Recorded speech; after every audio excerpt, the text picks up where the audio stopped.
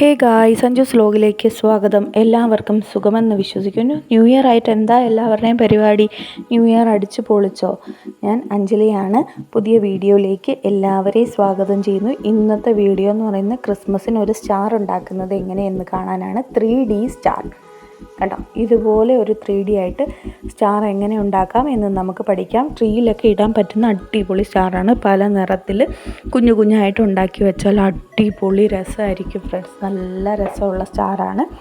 നമുക്കിതെങ്ങനെയാണ് ഉണ്ടാക്കുന്നത് എന്ന് നോക്കാം. ഈ സ്റ്റാർ നമുക്ക് എങ്ങനെ ഉണ്ടാക്കുന്നതെന്ന് പഠിക്കാം. കണ്ടോ, ഇതിൻ്റെ ഇങ്ങനെ പൊങ്ങിയിരിക്കുന്ന സ്റ്റാറാണ് ഫ്രണ്ട്സ്. നടുഭാഗം കണ്ടോ, 3D ആയിട്ട് തോന്നിക്കുന്ന സ്റ്റാർ. അതിന് ആദ്യം തന്നെ 5 ഷീറ്റ് പേപ്പർ വേണം കേട്ടോ. നമുക്ക് 3, 4, 5 ഒരേ സൈസ്, വെട്ടും ഹൈറ്റും ഒരേ സൈസിലുള്ള കറക്റ്റ് സ്ക്വയർ ഷേപ്പിലെ ഒരുപോലത്തെ 5 പീസ് പേപ്പർ വേണം. കണ്ടല്ലോ, ഇതിപ്പോൾ 5 പീസ് പേപ്പറുണ്ട്. ഇനി നമ്മൾ ചെയ്യേണ്ടത് എന്താണെന്ന് വെച്ചാൽ ഈ 5 പീസ് പേപ്പറും നടുക്കൂടെ അങ്ങനെ മടക്കിയതിന് ശേഷം ഇതുപോലെ മടക്കുക. ഞാൻ മടക്കുന്നത് പോലെ തന്നെ മടക്കുക.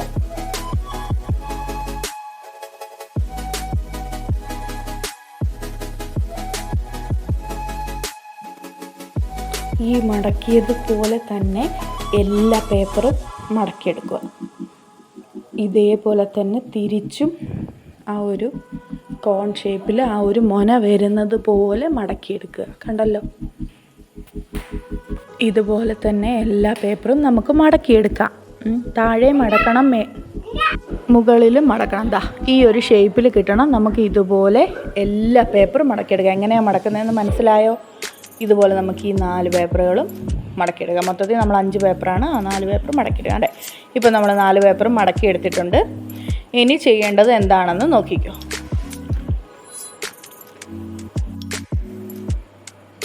ഇനി ചെയ്യേണ്ടത് ഒരെണ്ണം എടുക്കുക, നടുക്കൂടെ ഇങ്ങനെ മടക്കുക. ഇങ്ങനെ എല്ലാം ഇതുപോലെ നടുക്കൂടെ ഇങ്ങനെ മടക്കിയെടുക്കുക. എല്ലാ പേപ്പറും നടുക്കൂടെ ഇങ്ങനെ മടക്കിയെടുക്കുക.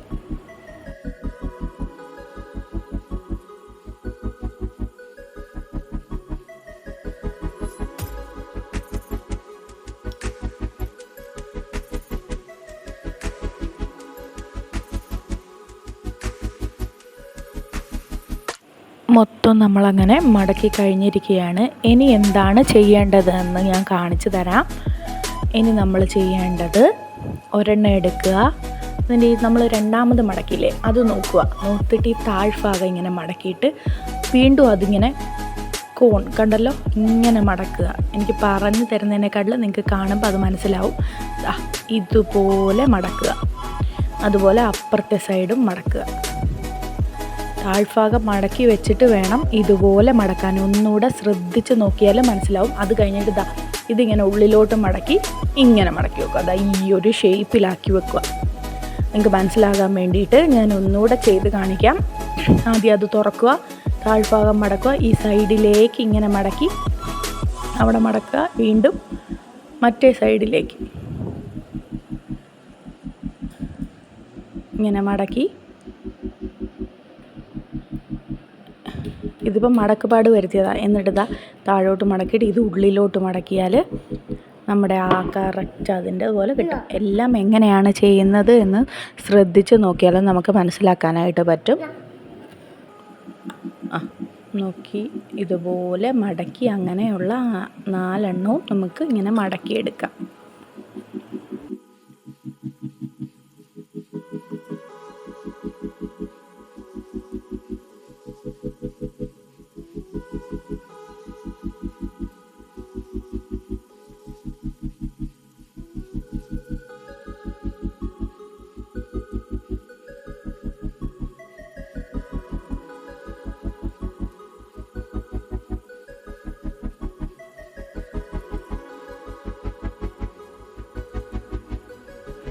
നമ്മളത് അവസാനത്തതും മടക്കുവാണ്. അതുപോലെ അങ്ങനെ അവസാനത്തതും മടക്കി കഴിഞ്ഞു. ഇനി 1, 2, 3, 4, 5 അങ്ങനെ 5 എണ്ണവും നമ്മൾ മടക്കിയെടുത്തു.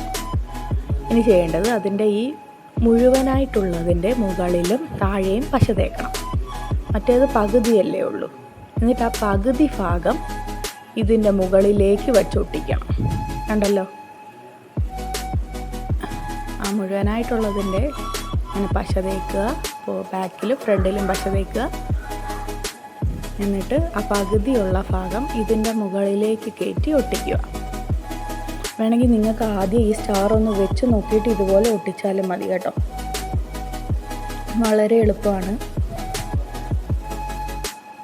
ചെയ്യുന്നത് പോലെ തന്നെ ചെയ്യാം. അങ്ങനെ ഞാൻ 4 കോണും ഒട്ടിച്ച് കഴിഞ്ഞു. ഇനി ഇതിപ്പോൾ 5-മത്തതാണ്. 5-മത്തത് അവിടെ ഒട്ടിക്കുക.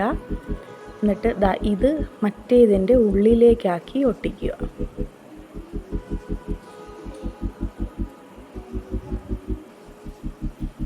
എന്നിട്ട് എല്ലാം കൂടെ ഒന്ന് അഡ്ജസ്റ്റ് ചെയ്ത് അതൊരു സ്റ്റാറാക്കി എടുക്കുക. എല്ലാ മൂലകളും കൂടി അഡ്ജസ്റ്റ് ചെയ്ത് സ്റ്റാറാക്കി എടുക്കുക.